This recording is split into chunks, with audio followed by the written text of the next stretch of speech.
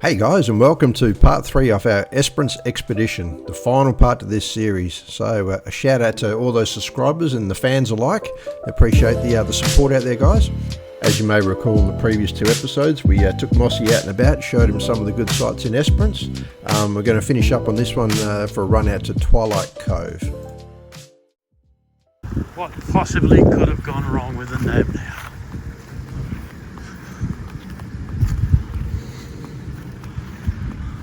Oh no, he's still got an engine. Look at the oil all over it. Most unkept engine known to man. Hey guys, and welcome to part 3 of our Esperance trip, the grand finale down at Twilight Cove.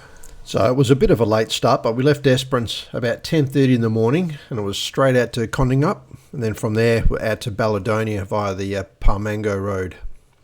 Now there's been a few changes in this episode. One, the blue nav has been left behind at Mum and Dad's, and we're using Dad's Rodeo. And 2, Dad will be coming along for this trip because he hasn't been out to Twilight Cove either. So along the Parmango Road you've got a few old homesteads, but in particular is the Balbinya Homestead. A lot of dead trees around here give me Blair Witch vibes.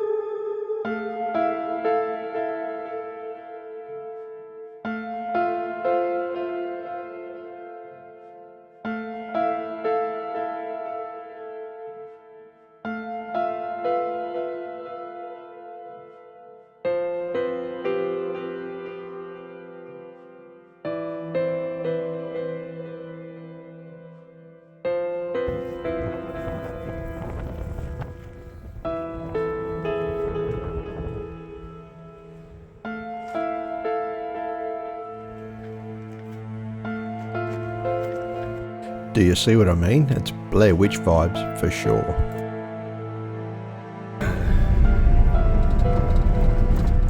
So we've just finished looking at the Balbinya Homestead, and from here we're going to be hitting the Balladonia track, which will take us out to the Ayre Highway.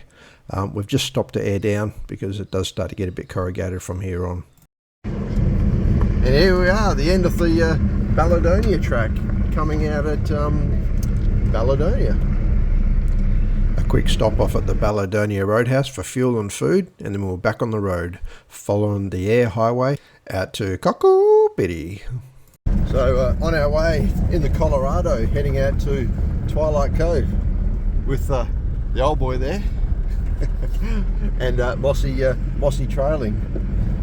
First time for Mossy and Dad coming out here. So just a little bit of firewood collection on the way into Twilight Cove. I know there's not much wood down on the beach there, so we're going to grab some on the way in.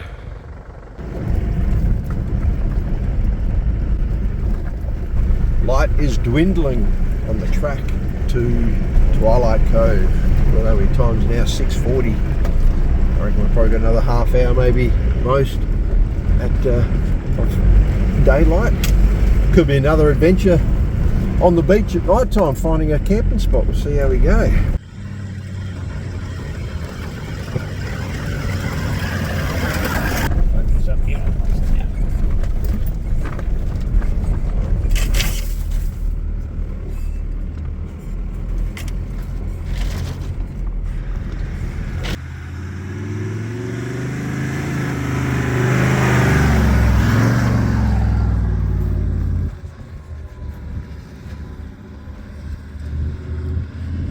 And here we go. Look at this. Look at the cliffs up ahead.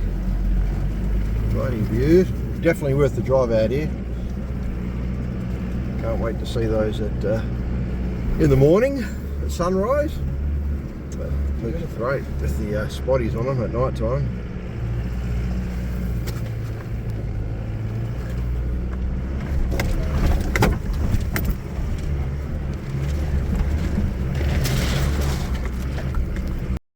Our campsite for the night, Twilight Cove, by the cliff.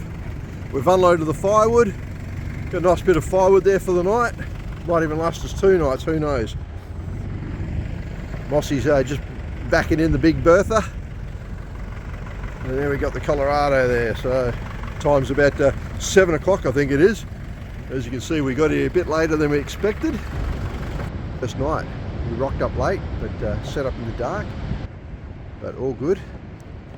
We have got our fire going, first priority, with the beautiful cliffs in the backdrop. Look at that, a ripper.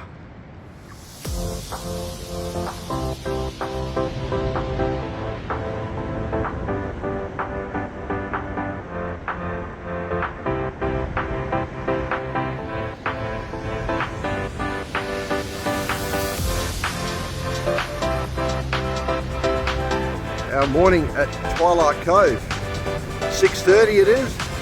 We've woken up, we've had breakfast. We're just about to start our first fish. Let's see if you can get on the big shark.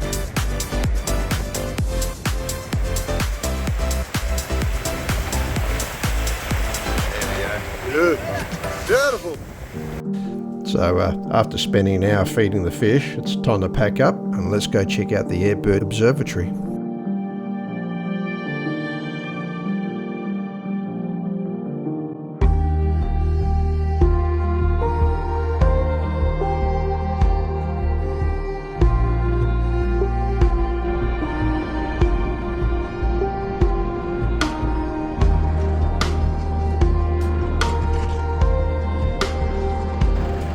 Well, here we are, guys.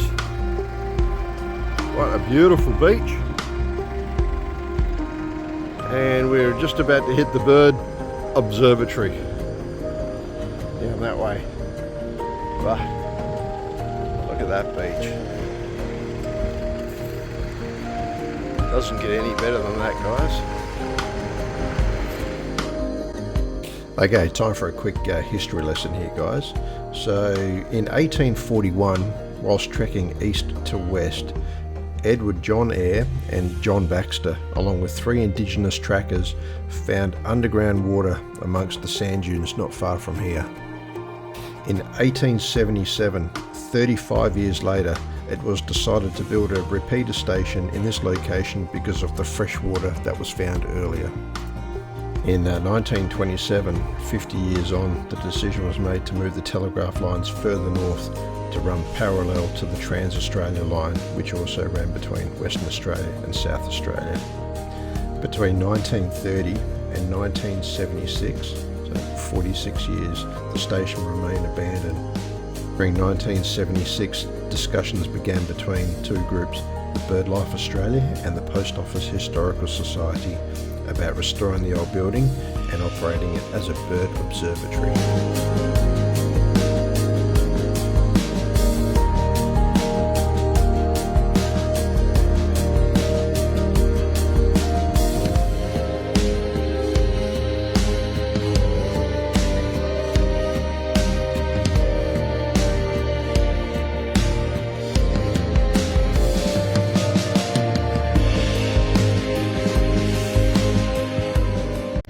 So as the temperature hits the mid-30s, we decide to set up on the beach, sink a few beers and wait for the tide to change so we can get our rods back in the water and try for that fish.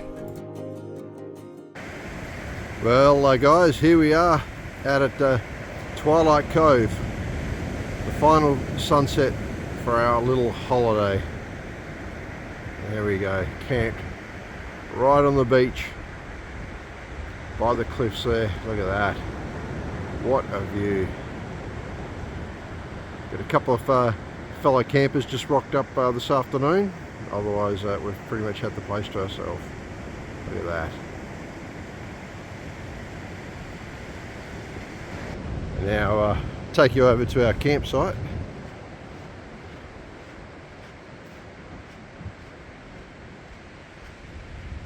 Here we are, Dad and I camping up in the rooftop tent. Over on this side You got Mossy in his swag. Got a little kitchen area here out of the wind. Now look at this. Say hi, Mossy. Mofos indeed. Look at that. Just hiding out here, away from the wind. This beautiful, secluded spot. Look at that.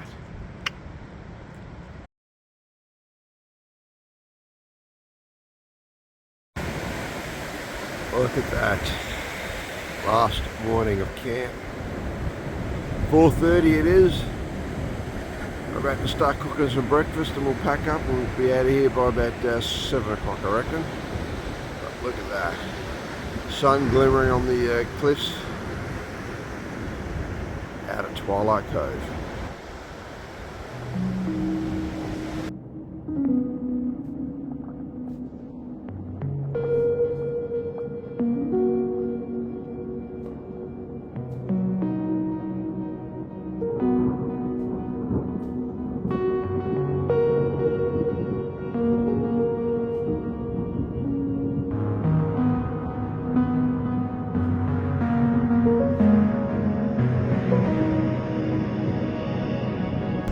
Alright, the end of Twilight Cove expedition, old boy. What do you reckon? What a wonderful spot.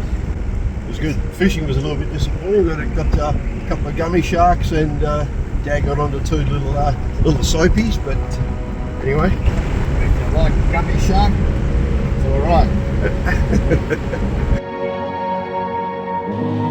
Well folks, that concludes this little Blue Nav adventures with Mossy and myself, so hopefully you enjoyed it as much as we did, and looking forward to seeing you on the next one.